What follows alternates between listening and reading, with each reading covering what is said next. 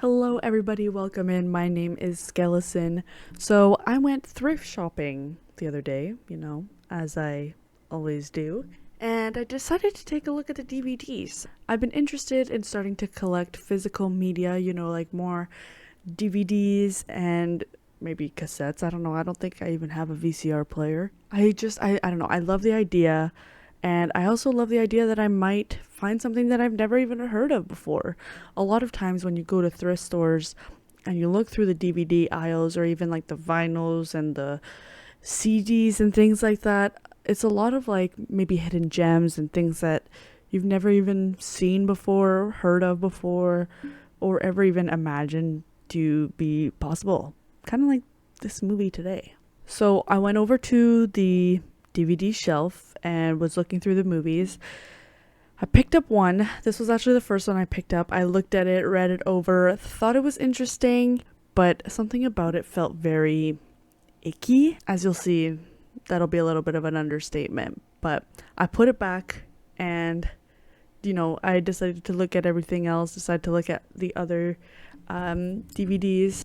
After looking at all of them, none really made me feel like the first one made me feel, and so I ended up just going with the first one. The movie I picked out is titled Love Object. It's a psychological horror, or according to Google, a horror romance. It's a movie from 2003 directed by Robert Parigi. I hope I'm saying that right. I've never been one to kind of look at the director of a movie or look up the director of a movie, but I want to get more into it, see, what their style and their thoughts put into the creation of the movie. Turns out he's only been a director for this movie, but he's had his hand in Beavis and Butthead and Agents of S.H.I.E.L.D., the show. So yeah, quite the range. Love Object stars Desmond Harrington and Melissa Sage Miller as the main characters, and if you recall the name Desmond Harrington, it's because he also plays Detective Quinn in Dexter. So if you're a Dexter fan like me, you can imagine the character played by Desmond to be kind of like a pre-Detective Quinn, kind of like Quinn before he became a detective, which makes this movie way weirder once you know what happens. So Love Object follows a guy named Kenneth who seems like your everyday average Joe. He works at an instruction manual firm. He seems like your very type A, overworking, super obsessed with work type of guy. But he's also very socially awkward, as we all are. Struggles to connect with other people, which is why he kind of has a little freak out when he learns that he has to work with another writer slash editor named Lisa. Despite only having talked to her once, he can't seem to shake the image of her out of his head. One day, Kenneth discovers a company called Modern Life Solutions, which creates the ideal woman based on your personal preferences and needs. Gross. Think of it of kind of like a create your character type of moment. You can choose her eye color, her nose, her lips, and this whole time he's thinking of Lisa. But like I said, this company is really just to create like your perfect doll, and I'm sure you can all imagine what that means. And although I said that he focuses on Lisa, I don't know if it's necessarily on purpose. Like I said, he can't shake the image of her out of his mind. It seems to be kind of like his ideal, and so the doll does end up suspiciously looking like Lisa, but who knows if that's kind of like subconscious or if it's a conscious decision. So when the doll arrives, the doll's name is Nikki, and it's incredibly lifelike, it's anatomically correct, and honestly, it's just gross. It makes you feel gross as a viewer. And because this movie is rated R, and I like to keep my channel a little bit more PG-13, I'm not going to be talking much about, Nikki and Kenneth's weird relationship and their intimate life. But I will talk on how one of the company's way of making you like your doll is to tell you, pretend like this doll is real and kind of have a normal relationship with the doll.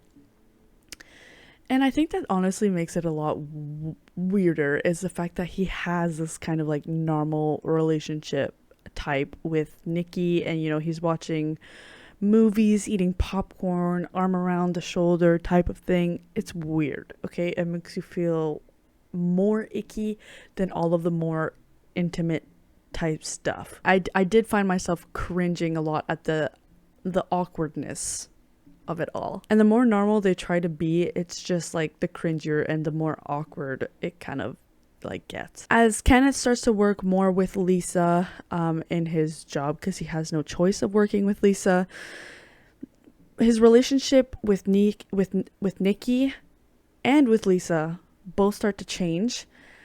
But I don't think either is for the better. It's kind of like the more he learns about Lisa, the more changes there are to Nikki. And I don't know, it kind of gets in his head. And the back cover even mentions that, Nikki gets into Kenneth's head. But it's not in the way that you would imagine. This isn't a robot, it's a silicone doll. It makes you wonder a lot of times, like, is this actually happening? Or is it just in his head? Like, how are these things happening? And honestly, the actors do an amazing job at, keeping the awkwardness. I don't know, they do a really good job at making you feel like cringy and icky. Their performance is great for that, I would say. And it honestly adds a lot to the unsettling atmosphere that I think Robert Parigi was really trying to, obtain with his film. And without spoiling anything from the second half, I have to say there are a lot of twists that I was really not expecting. And the second half of the film is actually probably the one that the one that made me like the movie. The first half was good. It was a lot of, interactions with the doll, but the second half is just nothing of what I was expecting and a lot of surprises. That's where it made me feel even more unsettled, and I couldn't, tear my eyes away from the movie. I couldn't stop watching it. I just kind of wanted the movie to be done. I wanted to know what was happening, but I also, wanted it to be done. So at first, I do find that this movie kind of goes a little bit slowly. It's kind of like a slow burn type, but once you start hitting that middle point, once more information, gets given to the audience, I do feel like it goes a lot faster and the story really builds from there. I wasn't initially super creeped out by Kenneth's and Nikki's, normal relationship. Like, yes, it was really icky, but I thought that, based on the back cover that I read at the thrift store, that's kind of like what I was expecting. I was kind of expecting some sort of dull relationships. As things progress, Kenneth's character also progresses in a weird way, and that's when I liked Kenneth's character a lot more, but not because I like his character, it's just because he goes kind of crazy. It's clear that Nikki kind of changes him and makes him go crazy, which is crazy in itself because she is literally just a doll. Like I said, a silicone doll. She is not a robot or any AI type of being, but the film does a good job in showing you that she isn't just a object, and she becomes a living nightmare for Kenneth. She becomes a living being for him. So you're kind of left with this just like uneasy feeling even after watching the film. You're just sitting there and thinking, what did I just watch and how did that just all go down? It definitely keeps you glued to the screen. So Love Object plays on themes of loneliness and obsession, but definitely not in a lovey-dovey type of way. This is in fact a psychological horror. So this movie does deal with some like uncomfortable topics, so it's definitely not for everybody. It gets quite awkward at times, like I mentioned, and I felt very awkward just watching it by myself. So I wouldn't say that this is a family movie night type of thing, or like, let's invite my parents to watch a movie, or even watching it with anybody for that matter. And definitely not with children. Like I said, it's a rated R. It has very mature themes. I would not watch this with children at all. So I definitely picked this up, thinking it would just kind of be another doll weird relationship with a doll type of movie, but it ended up being a lot more than that, which I was genuinely surprised and happy to see. It's definitely not like your Chucky, horror film. It's a lot more psychological, and it honestly had me thinking during the movie, imagine if this happened to me. Ew.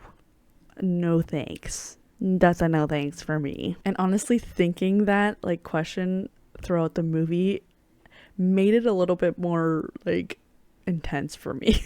Made it a little bit more creepy, and it really had me putting myself in the shoes of Lisa and how she feels throughout all of this. And I went into this film kind of blind, other than the back cover and the images that are on the cover itself, but I think that going into a movie blind makes it more fun. And I highly recommend thrifting for a thrill like this. It was really fun. So I want to know, have you ever thrifted a horror film like this? And if you have, I'd like to hear your story from it. How did that movie make you feel, and what movie was it? Was it what you expected, or did it turn out to be more of a hidden gem? I definitely plan to keep up this thrifting adventure and hopefully trying to find some hidden gems for myself. So if you are looking for a psychological horror film that has more of a eerie, icky, awkward vibe throughout, I'd say give this one a shot. It's definitely a wild ride, and it gets you feeling a lot of things and thinking a lot of things. Something to watch when you're, in the mood for something creepy but not gory. It's definitely not the best movie I've seen, but the performance and the ending I thought was pretty good. And so I gave this one a 6.5, maybe 7 out of 10, which seems to be the norm. I'm pretty sure that IMDb has a rating of 6.3 out of 10, and on Rotten Tomatoes they have this new audience rating instead of critics rating, and the audience rating is, I think, a 58%, so people overall felt the same as I did throughout this movie. Thanks for watching today's video. Let me know if you've seen this movie before and what you thought of it, and if not, let me know if you've thrifted a horror movie and what you thought of that one. If you like this video, please make sure to like and subscribe for more of this thrifting for thrills type of video. I really love horror, the horror genre, horror books, horror movies, horror games, and so stay tuned for some more spooky content. And as always, stay spooky and have a good day. Bye everybody.